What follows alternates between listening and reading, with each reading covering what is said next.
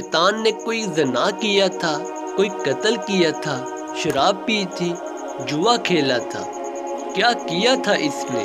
कोई शिरक किया था इसने एक सजदे का इनकार किया था, सिर्फ एक सजदे का इनकार। इसने सिर्फ एक सजदे का इनकार किया और हमेशा के लिए मरदूद हो गया।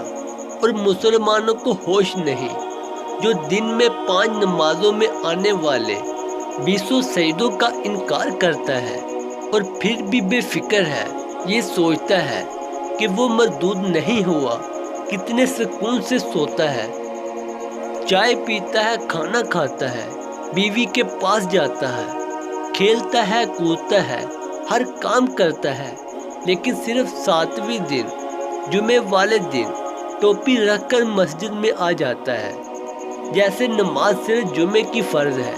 क्या अल्लाह सिर्फ जुमे को खिलाता है? क्या अल्लाह सिर्फ जुमे को बुलाता है? क्या अल्लाह सिर्फ जुमे को नेमतें उतारता है? कैसे पत्थर दिल हैं हम लोग, मालिक बुला रहा है और कान पर जूं नहीं रिंगती।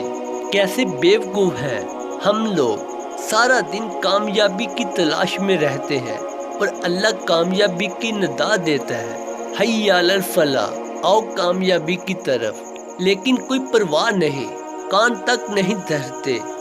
हम तो इस हद तक है, मोबाइल खो जाए दुख होता है, मैच हार जाए दुख होता है, लेकिन नमाज छूट जाए तो कोई दुख नहीं होता। अल्लाह पाक से दुआ है, अल्लाह पाक हम सबको 5 वक्त का नमाजी बनाए। दुआ है कि अल्लाह ताला हम सबको इस पर अमल करने की तौफीक अता फरमाए।